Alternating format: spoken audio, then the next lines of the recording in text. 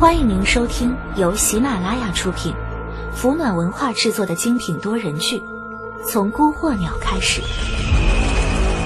作者胡尔该，演播三生净水、刘兆坤、蔡新纯等人。第621回，凶案。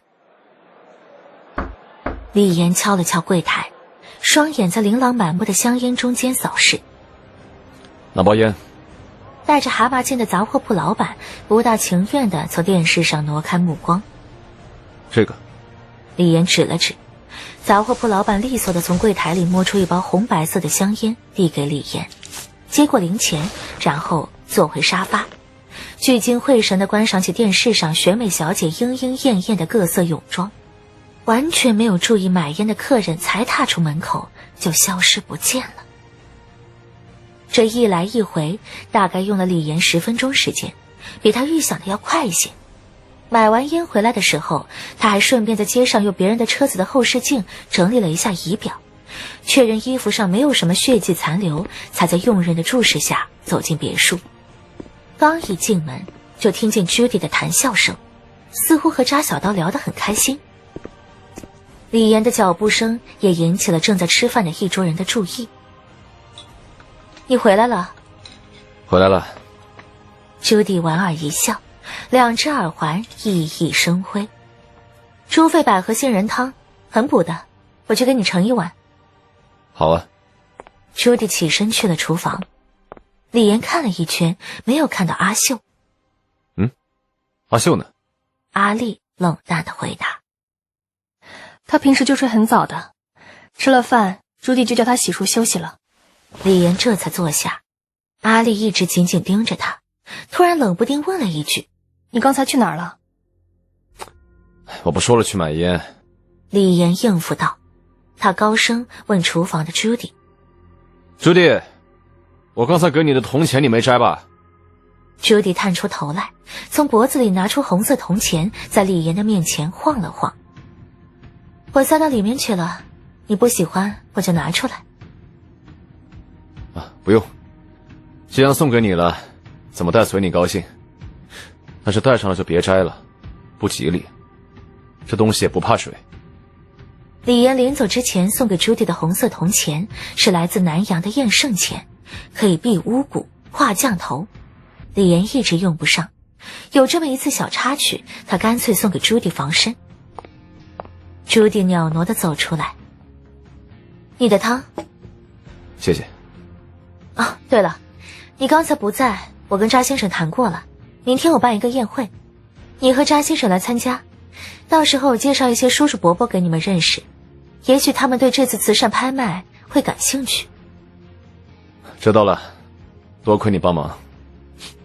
哪里的话，应该的。扎小刀抚摸着自己青冉冉的胡子，双眼望向天花板，对两人握在一起的手视而不见。李岩抿了一口，想起什么似的放下碗问：朱棣，陈正聪这个名字你听说过没有？朱棣一皱眉，怎么突然问这个？他是华贸的总经理，不过前一阵子他贪了公司的钱，又被爆出了强奸丑闻，股东会准备正式起诉他。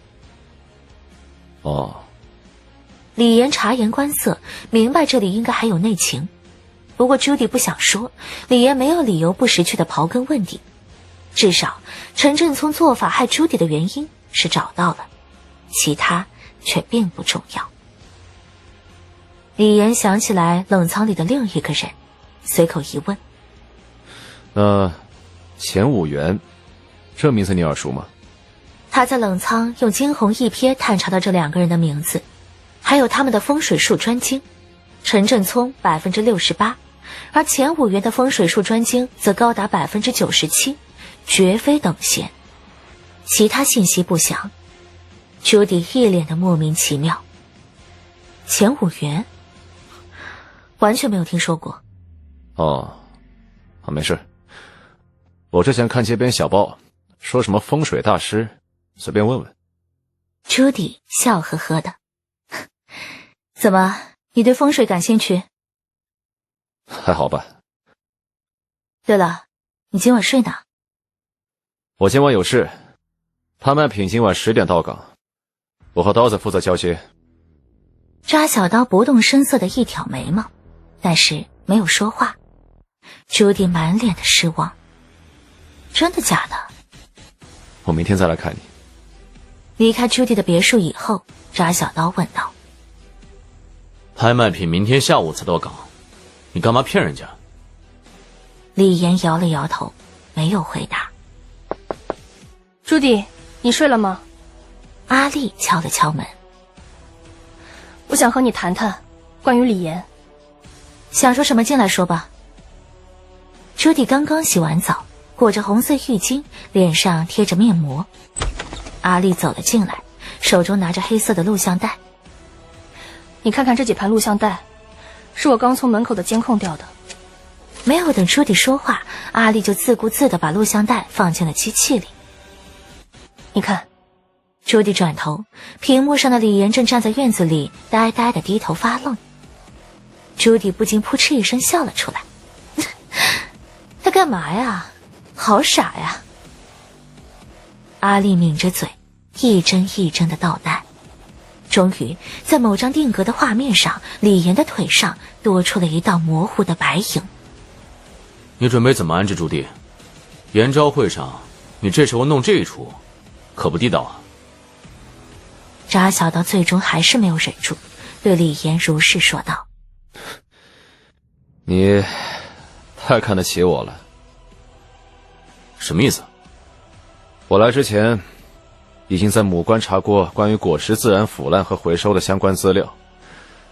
和思凡用暴力剥离几乎所有的果肉物质不同，研招会只对成熟腐烂的果实进行精准的手术打击。这固然会造成一些普通人无法理解的怪异现象，也可能造成部分生物的大面积死亡，但一般不会殃及太广。至于果实腐烂干净、边界坍塌萎缩、生物完全灭绝，至少需要成千上万年，即便加速腐烂，也要以100年为单位，那就不是我能操心的问题了。这不挺好的吗？至少对朱棣是好事。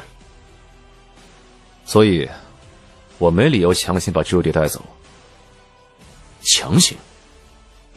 朱棣和我的确有情分在，可我不可能常驻香港，他也不会因为一个喜欢的男人抛弃他的华贸地产、他的社交圈子、他的亲人朋友，只剩下我。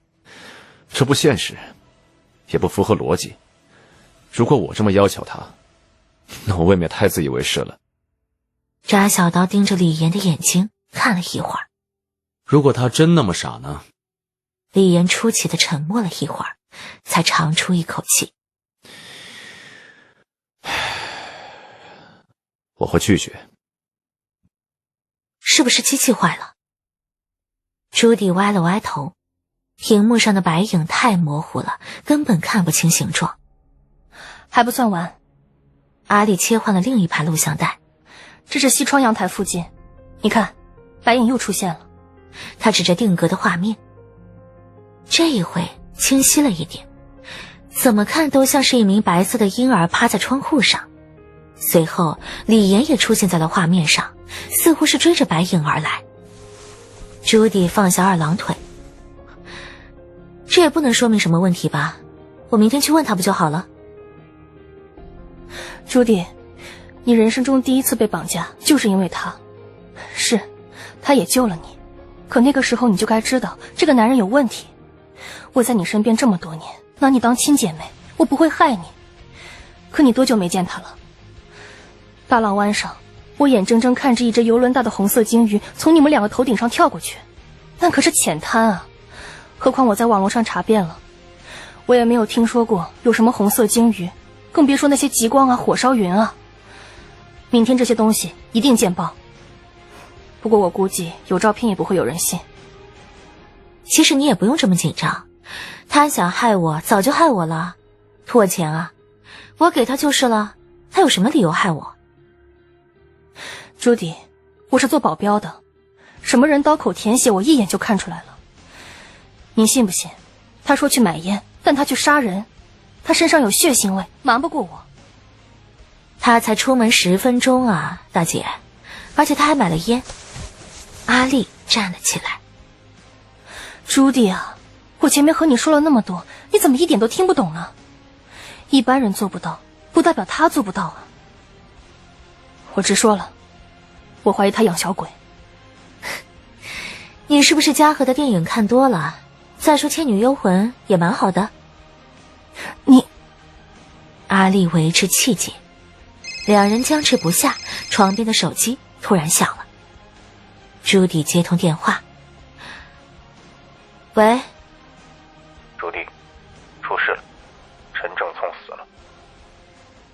朱棣默默地摘下面膜，满眼的莫名神色。怎么死的？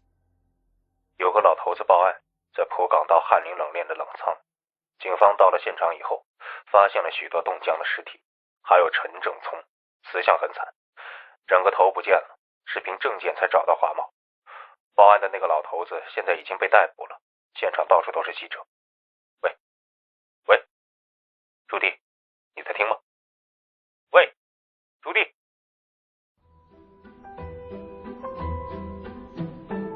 您刚才收听到的是由喜马拉雅出品、福暖文化制作的精品多人剧《从孤惑鸟开始》，作者胡尔该，演播三生净水、刘兆坤、蔡新纯等人。喜欢本故事，请直接订阅本专辑。我们下一期再见。